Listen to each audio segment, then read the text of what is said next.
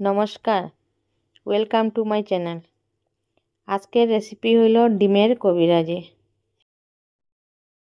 প্রথমে আমরা 2টা আলু সিদ্ধ করে নিব। সিদ্ধ করে ভালো করে এটা ম্যাশ করে নিব, যাতে একটুকু গুটলি না থাকে। তারপর আগের থেকে সিদ্ধ করা 2টা ডিম আমরা তার সঙ্গে গ্রেট করে মিলাই দিব।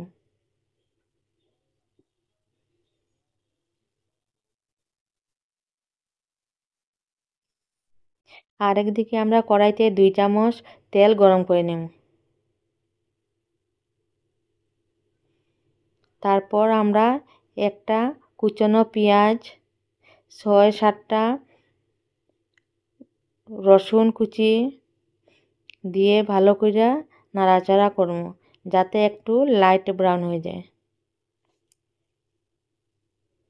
তার মধ্যে আমরা 1/4 টেবিল স্পুন হলদি গুঁড়া, 1 চামচ ভাজা জিরা গুঁড়া আর আধা চামচ লাল মরিচের গুঁড়া দিয়ে ভালো করে নাড়াচাড়া করব। তারপর আগে থেকে ম্যাশ করে রাখা আলু আর ডিমটা দিয়ে দেব। এখন আমরা ভালো করে এটা মিলাই নেব।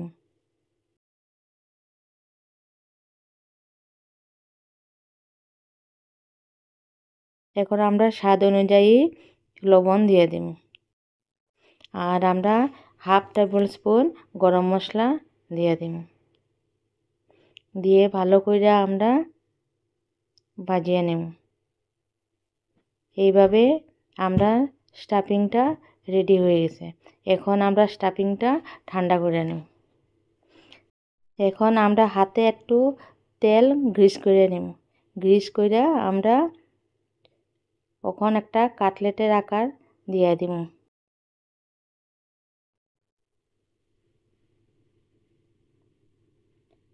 এইভাবে আমরা সব কাটলেটগুলো বানিয়ে নেব।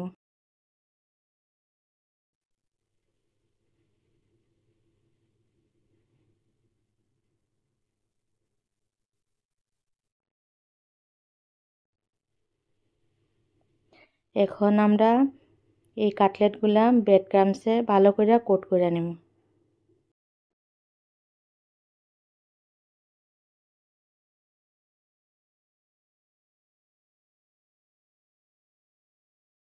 এইভাবে আমরা সব কাটলেটগুলি ব্রেড ক্রামসে দিয়ে কোট করে নেব।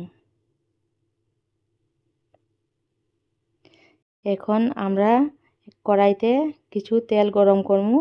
গরম করার পরে আমরা এই কাটলেটগুলি ভালো করে লাল হওয়া পর্যন্ত ভাজা নেব।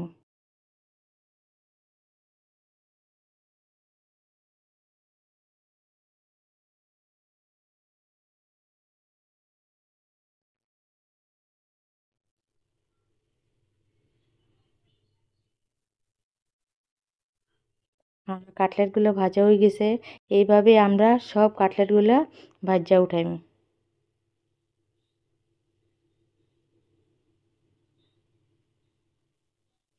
আর একটা বাটিতে আমরা 2টা বা 3টা ডিম একটু লবণ দিয়ে ভালো করে ফেটিয়ে নিব। এখন আমরা 1 চামচ কর্নফ্লাওয়ার তার মধ্যে যুক্ত করে নেব, করিয়ে ভালো করে মিক্সড করব। আমরা আরেকটা ডিম তার মধ্যে মিশিয়ে দেব।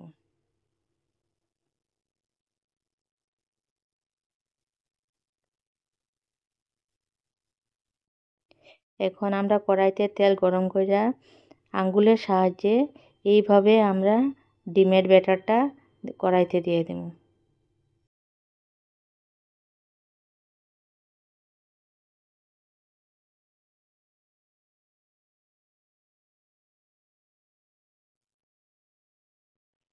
ফ্লেমটা তখন আমরা লোয়ে রাখব। এইভাবে আমরা 2টা হাতার সাহায্যে এটা উল্টায় নেব আর ডিমে দিয়ে কোট করে নেব।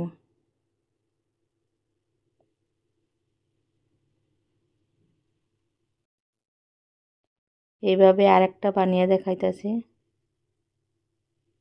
ওইভাবেই আমরা আঙ্গুলের সাহায্যে সব ব্যাটারগুলো এরকমভাবেই দেব। দিয়া কাটলেটটা মিডিলে রাখিয়া এইভাবে আমরা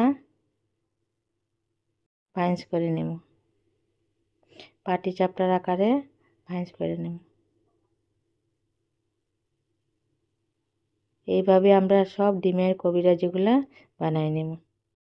রেসিপিটা ভালো লাগলে চ্যানেলটা লাইক, শেয়ার এবং সাবস্ক্রাইব করার অনুরোধ রইল।